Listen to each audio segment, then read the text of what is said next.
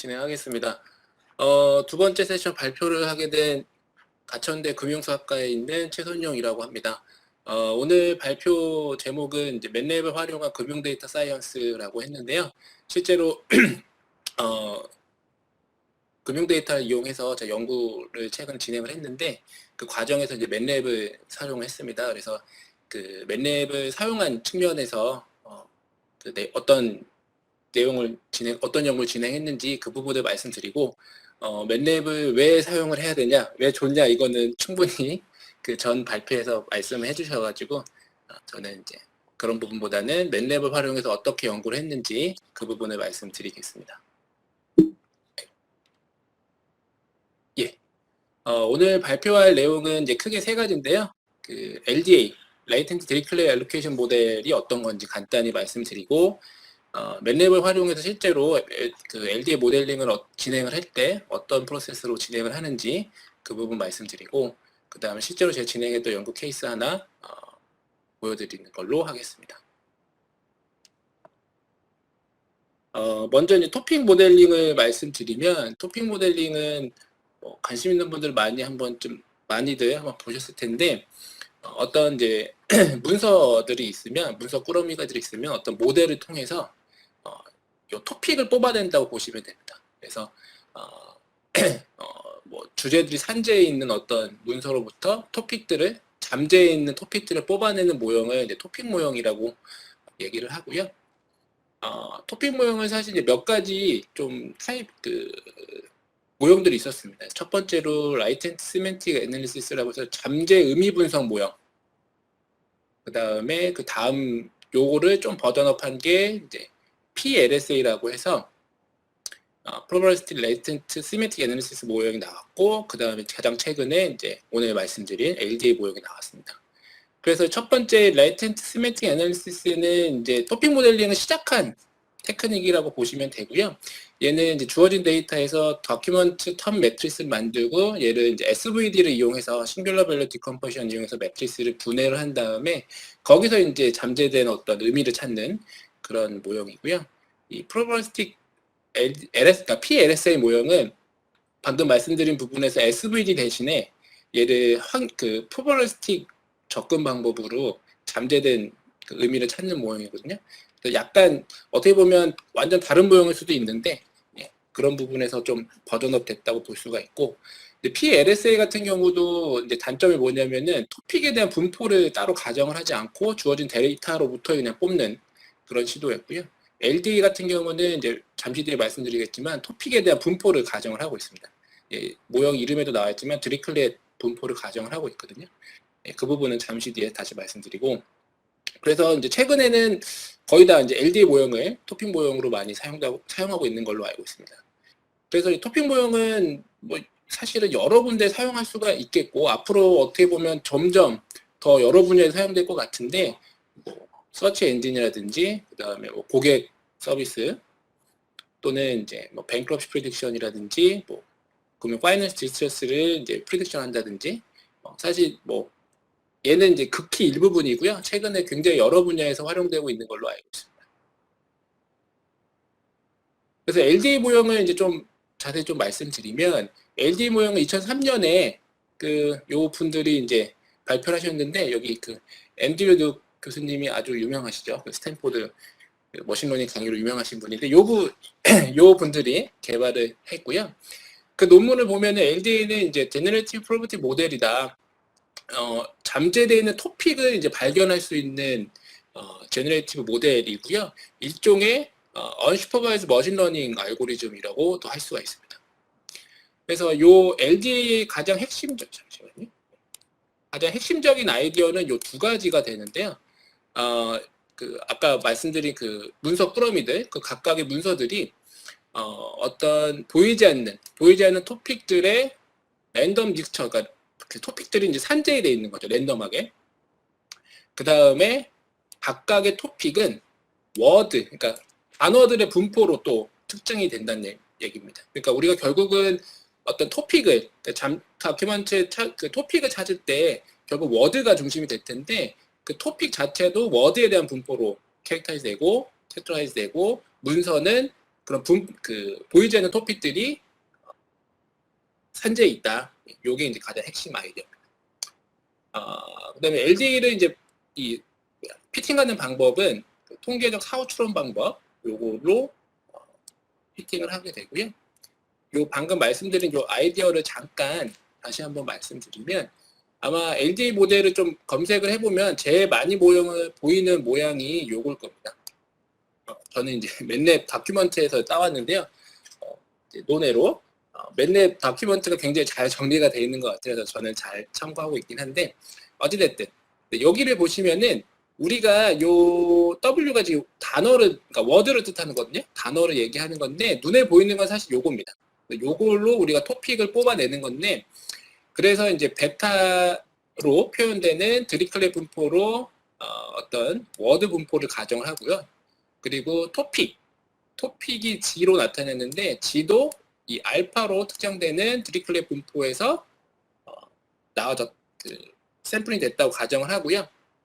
그래서 요 모형 하에, 요 가정 하에서 우리가 토픽을 찾아내는 게 LDA 모형입니다. 그래서 드리클레 분포를 따르는 걸 가정을 하고 있고요. 그래서 요 LDA 모형 세팅 하에서 우리가 토픽 모델링을 진행을 하게 된다. 말씀드리겠습니다.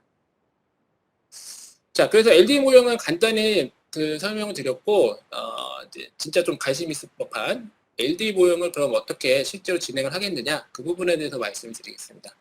크게 네 단계로 나눌 수가 있을 것 같은데요. 첫 번째는 데이터 수집하는 부분, 그 다음에 데이터 전처리, 그 다음에 LDA 모형을 피팅하는 거, 그 다음에 이제 마지막 분석하는 부분을 나눴는데요.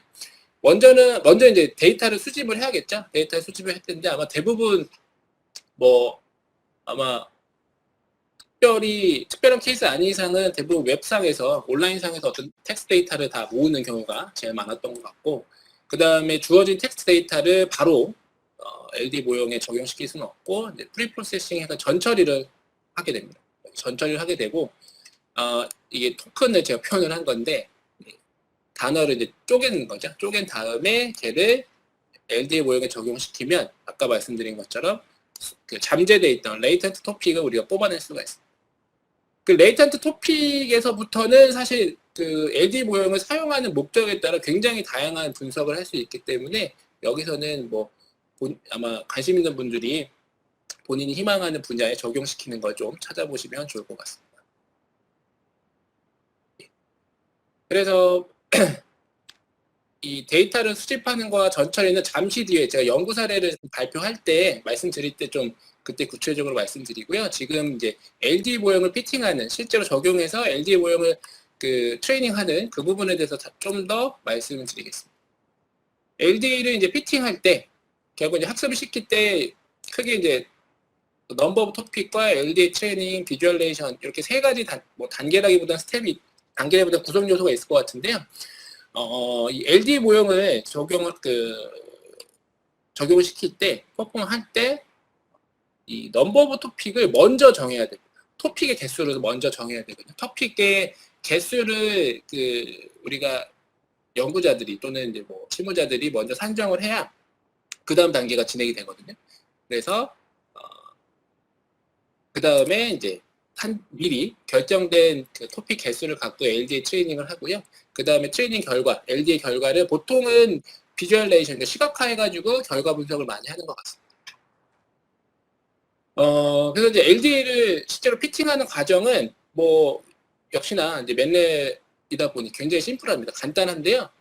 먼저 다큐먼트, 우리가 이제 모은 텍스트 데이터를 이 백오브 워드 모델을 써서 이 백오브 워드 모델로 바꾼 결과를 간단히 요 핏 LDA 모형으로 적용시키면 아까 말씀드린 것처럼 통계적 사고 추론 방법을 이용해서 LDA 모형의 파라미터를 찾고 결국 잠재되어 있던 토픽을 찾게 됩니다.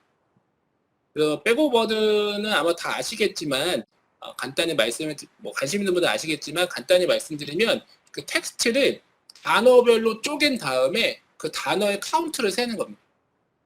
그래서 이것도 이제 제가 맨랩 다큐먼트에서 갖고 온 건데 어떤 문서를 이렇게 백오브 워드를 쓰면은 아주 간단히 백오브 워드 모델을 적용시킨 결과가 나오는데요. 그 결과를 보시면 이렇게 어떤 특정 워드 단어들이 몇 번 돼 있나, 몇 번 등장하는지 이런 거를 결과가 나오는 걸 백업 워드 모델 하에서 진행을 하게 됩니다. 그래서 이 과정만 거치면은 LDA 모형은 쉽게 피팅 학습이 가능합니다. 그래서 아까 말씀드린 것처럼 이렇게 학습하는 건 쉬운데 뭘 해야 되냐면 토픽 수를 선택을 해야 됩니다.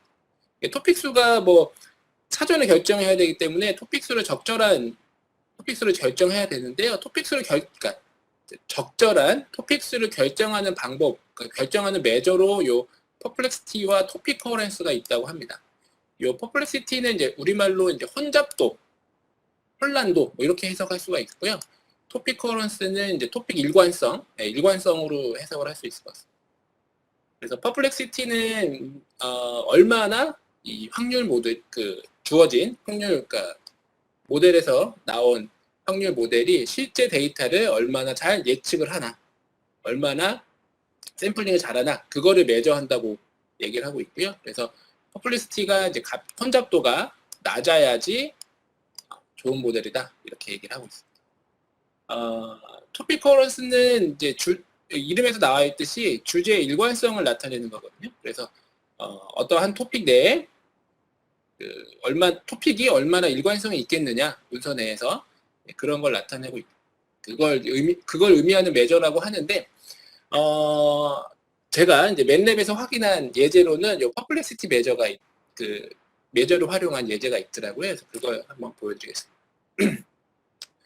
그래서 이제 요것도 맨랩 다큐멘터리에 나와 있는 건데 이렇게 아까 말씀드린 것처럼 토픽을 몇 개 산정을 하는 겁니다. 이거는 뭐 우리가 결정을 해야 되기 때문에 여기 예제로 보시면은 5, 15, 10, 15, 20, 40 해가지고 이 토픽 수를 갖고 피팅을 하는 거죠. LDA 모델 학습을 하고 그 다음에 거기에 대한 이 퍼플렉시티를 계산하는데 퍼플렉시티 계산하는 것도 이미 로그 P라는 함수로 구현이 돼 있더라고요. 그래서 이게 퍼플렉시티가 이제 정의가 이제 로그 라이클로드로 정의가 되는데 로그 P로 이 함수로 계산을 하게 됩니다.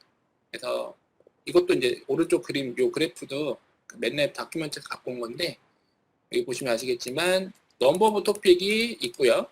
퍼플렉시티가 이렇게 한 요 부분에서 감소했다가 다시 증가하는 거 볼 수 있습니다. 그래서 다큐멘터리에서 보면은 15에서 20 사이에 토픽 수가 적당하다라고 얘기를 하고 있습니다. 그래서 토픽 수는 이런 퍼플렉시티 또는 토픽 커런스 매저로 적절한 토픽 수를 산정을 하고 그 다음에 이제 LDA 모델을 학습을 시작을 합니다.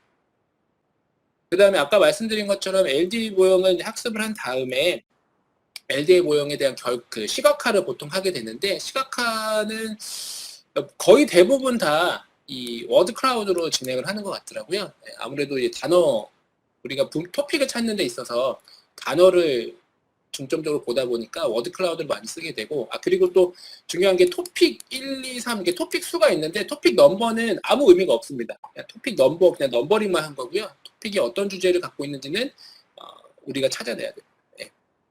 토픽 수는 넘버는 아무 의미가 없고 그 다음에 뭐 토픽 인덱스에 대한 프로버빌리티도 이렇게 각 다큐멘트, 각 문서마다 이렇게 계산도 할 수가 있습니다.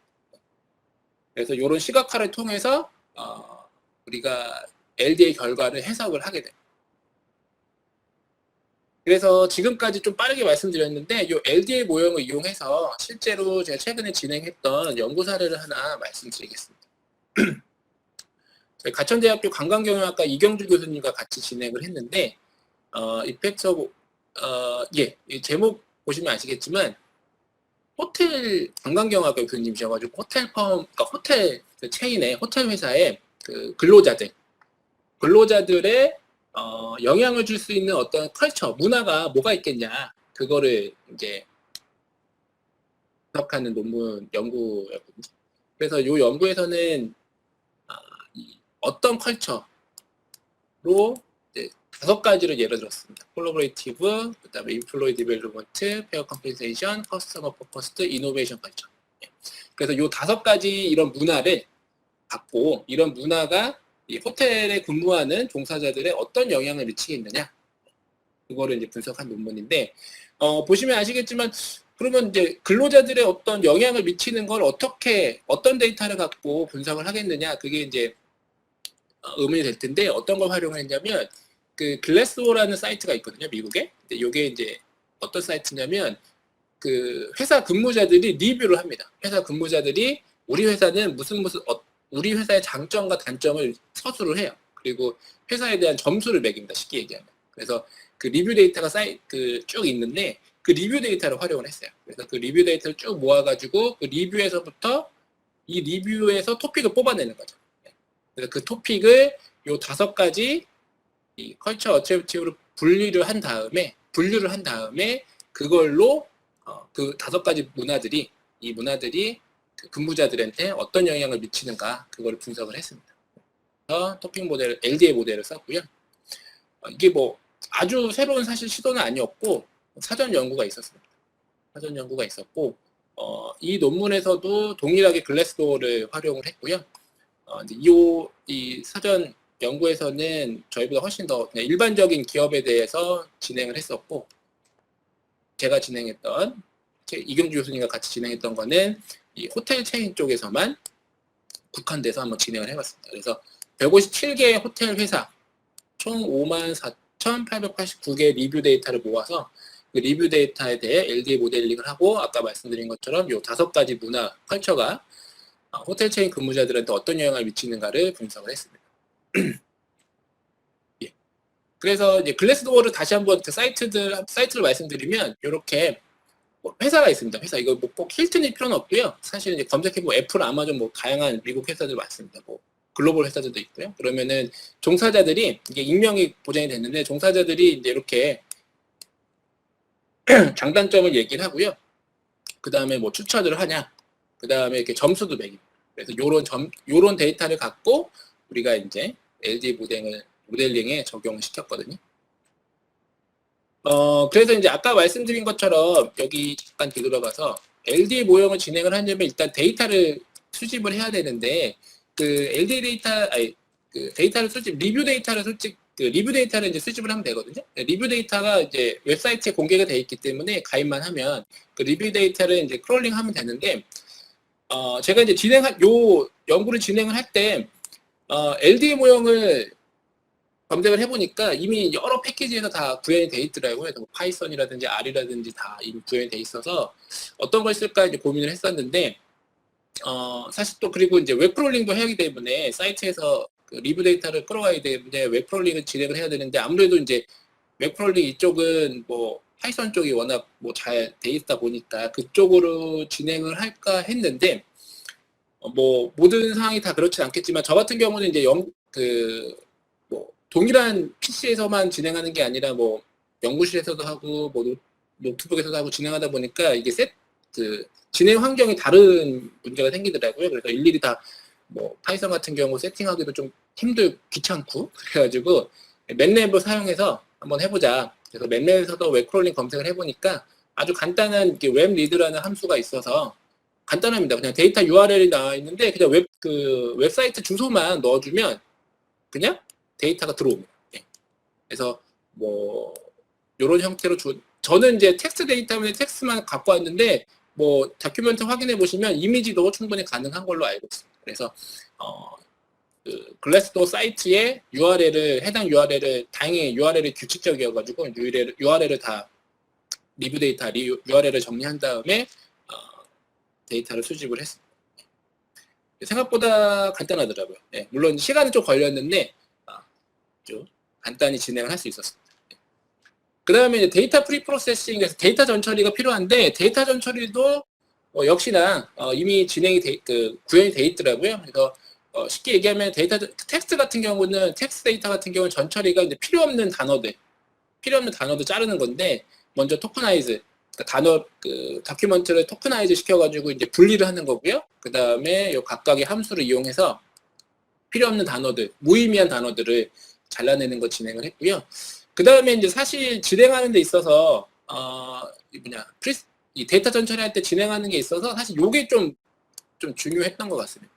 뭐냐면 이게 아무래도 많은 텍스트 데이터를 다 저희가 이제 연구자들이 다 일일이 확인할 수가 없기 때문에 LDA 돌려보고 그 빈도수가 높은 단어들을 체크해 봤을 때 사실 무의미한 단어들이 계속 튀어나오거든요. 그래서 그걸 돌려봤을 때 이런 무의미한 단어들이 있으니까 그거를 제거를 주어진 텍스트 데이터에서 제거하는 작업을 해야 됩니다. 그래서 예를 들면 아까 지금 요 사례에서 말씀드리면은 뭐 이런 호텔 체인 이름들이 계속 등장하거든요. 근데 사실 호텔 체인 이름은 뭐 큰 의미가 없기 때문에 지우는 작업을 했었습니다. 그래서 이런 부분이 실제로 여러분들이 만약 진행을 한다면 데이터 전처리 부분에서 필요한 과정이다 말씀드리고요. 이 맵랩 함수를 이용해서 쉽게 지울 수 있었습니다. 자, 그래서 이제 본 논문에서는, 그러니까 본 연구에서는 토픽 수를 100개를 했습니다. 그래서 앞에서 갑자기 그 토픽 수를 적절한 걸로 산정을 해야 되는데, 너무 많다고 생각할 수 있는데, 우리 본 연구에서는 이제 토픽 수를 좀 많이 하고, 그거를 그 5개의 컬처 어트리뷰트로 이제 분류를 해야 되기 때문에 토픽 수를 좀 넉넉히 100개로 잡았습니다.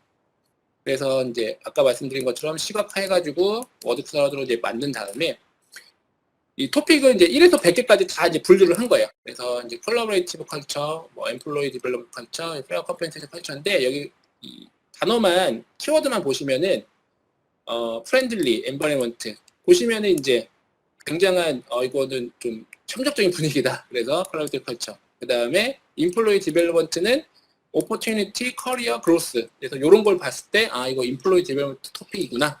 그다음에 케어 컴펜세이션 같은 경우는 이제 베네핏, 굿, 페이 이런 거 보면은 좀 컴펜세이션 쪽이구나. 이런 식으로 해서 분류를 진행을 했습니다. 분류를 진행을 했고요. 그래서 아까 말씀드린 것처럼 이 어트리뷰트로 분류된 토픽 모델링 활용해서 어트리뷰트 분류된 요 컬처와 그 다음에 디펜던트 베리어블로 그 인플로이 세티픽션, 그러니까 근로자 만족, 그 다음에 다른 친구들한테 추천하겠느냐, 추천도 요걸로 인디펜던트 베리어블하고 독립 변수, 종속 변수 설정한 다음에 리그레션을 했습니다. 결과적으로 리그레션 해가지고 최종 결론을 보면 요 콜라보레이티브나 인플로이 디벨롭먼트, 페어 컴펜세이션, 커스터머 포커스 문화는 이 근로자들한테 파지티브 이펙트를 주는데, 그러니까 파지티브 이펙트라는 거는 요 인플로이 근로 만족도, 그 다음에 친구들한테 추천하는 요 점수에 대한 그 파지티브를 얘기하는 거고요. 그리고 이노베이션 컬처는 큰 의미가 없더라. 그래서 여러분들 뭐 여기서 직장이신 분도 계시겠지만 사실 이제 이노베이션 하라 그러면은 계속 뭐 아이디어 내야 되고 그러잖아요. 그래서 그런 게 사실 근로자 만족도에 대해서는 큰 의미가 없더라. 그런 결론을 냈습니다. 시간